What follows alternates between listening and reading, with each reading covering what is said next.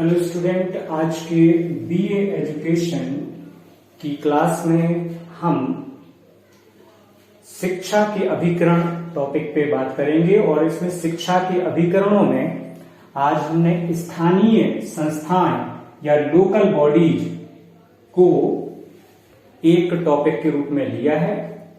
विभिन्न शिक्षा शास्त्रियों ने स्थानीय संस्थाओं या लोकल बॉडीज का शिक्षा में अत्यधिक योगदान स्वीकार किया है और उनके महत्व को भी स्वीकार किया है कि स्थानीय संस्थाएं शिक्षा को बहुत अधिक रूप में प्रभावित करती हैं। सबसे पहले ब्राइस महोदय के अनुसार हम देखते हैं, स्वायत्त शासन प्रजातंत्रीय शासन की आधारशिला तथा शिक्षणशाला है। ब्राइस महोदय मानते थे कि जो स्वायत्त शासन होता है वह किसी भी प्रजातंत्र के शासन के लिए एक बेस का कार्य करता है और वह लोकल बॉडी एजुकेशनल इंस्टीट्यूट के रूप में भी कार्य करता है, अर्थात शिक्षणशाला के रूप में भी कार्य करता है।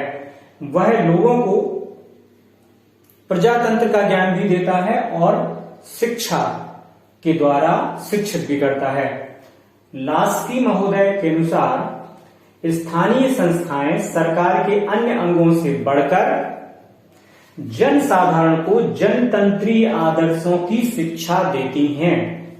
लास्की ये मानते थे कि जो लोकल बॉडीज होती हैं वो गवर्नमेंट के किसी भी अन्य भाग से अधिक बढ़ चढ़कर जो लोकल आदमी होते हैं, जनसाधारण लोग होते हैं, सामान्य लोग होते हैं, उनको प्रजातंत्र के आदर्श को सबसे अच्छे तरीके से समझाती हैं और उनको अपनाने के लिए प्रेरित करती हैं।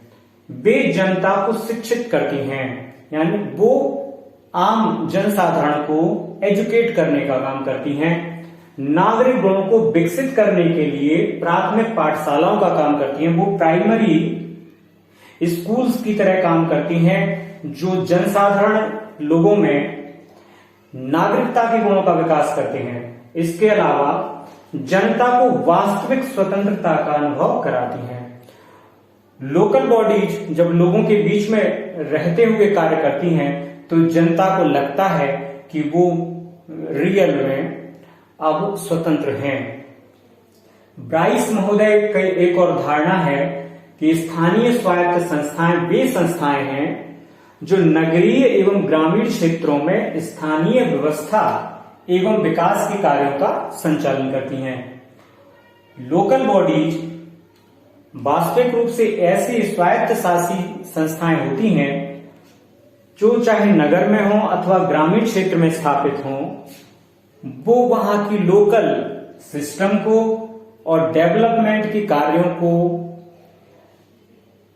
प्रॉपर तरीके से करने का काम करती हैं ताकि लोगों को किसी भी प्रकार की असुविधा ना हो और विकास के कार्य भी बाधित ना हो। टॉकविल महोदय के अनुसार नागरिकों की स्थानीय संस्थाएं स्वतंत्र राष्ट्रों की शक्ति का निर्माण करती हैं।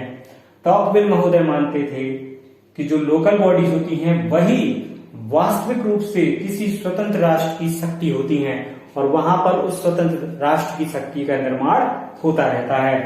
जो महत्व विज्ञान के लिए प्रयोगशालाओं का है, वो कहते हैं कि विज्ञान के लिए जितना जरूरी साइंटिफिक लैब का होता है उतना ही जरूरी नगर सभाओं का नगरों और ग्रामीण क्षेत्रों में होने से होता है। उतना ही महत्व वही स्वतंत्रता का पाठ पढ़ाने के लिए नगर सभाओं का है।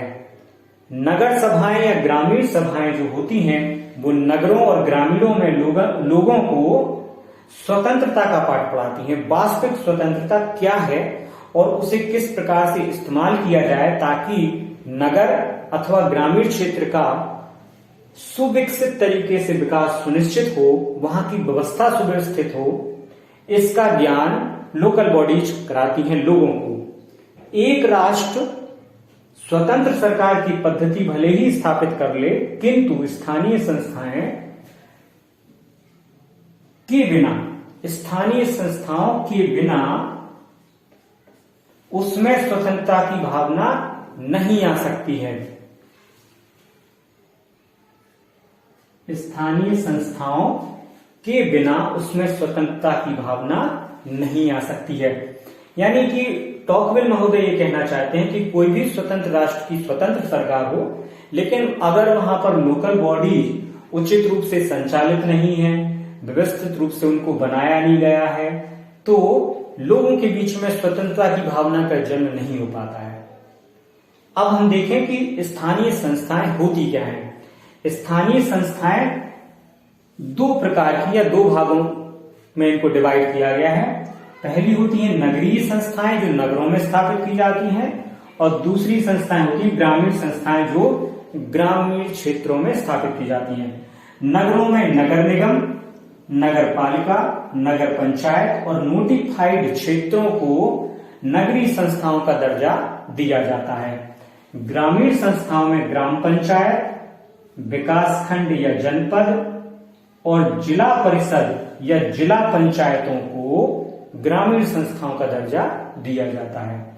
इनके द्वारा किए जाने वाले कार्यों को हम देखें। सबसे पहले स्थानीय संस्थाएं सफाई व्यवस्था को देखती हैं, प्रकाश या रोशनी की व्यवस्था को देखती हैं, जल की व्यवस्था को देखती हैं, नालियों के निर्माण और उनकी सफाई को देखती हैं, गलियों के निर्माण और उनकी सफाई को ये देखती हैं, सड़कें बनवाने का कार्य भी इनके द्वारा किया जाता है।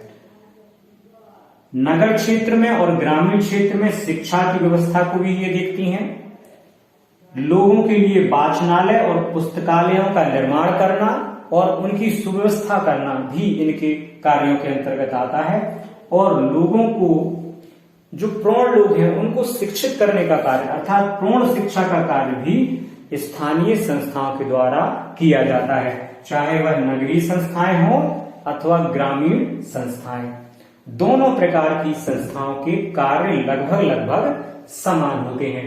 अंतर केवल क्षेत्र का होता है। नगरीय क्षेत्रों की जो संस्थाएं होती हैं वो बड़े क्षेत्र में कार्य करती हैं और ग्रामीण संस्थाएं नगरीय संस्थाओं की अपेक्षा छोटे क्षेत्र में कार्य करती हैं। तो इस प्रकार से हम देखते हैं कि शिक्षा के अभिकरणों में स्थानीय संस्थाओं, जिन्हें की लोकल बॉडीज कहा जाता है,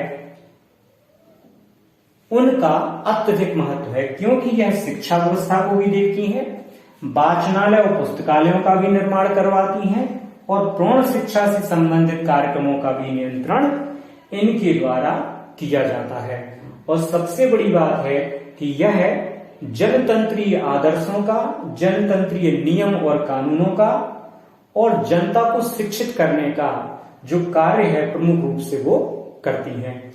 इसीलिए इनको प्राथमिक पाठशाला का दर्जा दिया जाता है। लोगों को सबसे पहले नियम कानूनों का ज्ञान इन्हीं शिक्षा के अभिकरणों, स्थानीय संस्थाओं या लोकल बॉडीज के द्वारा होता है। Thank you.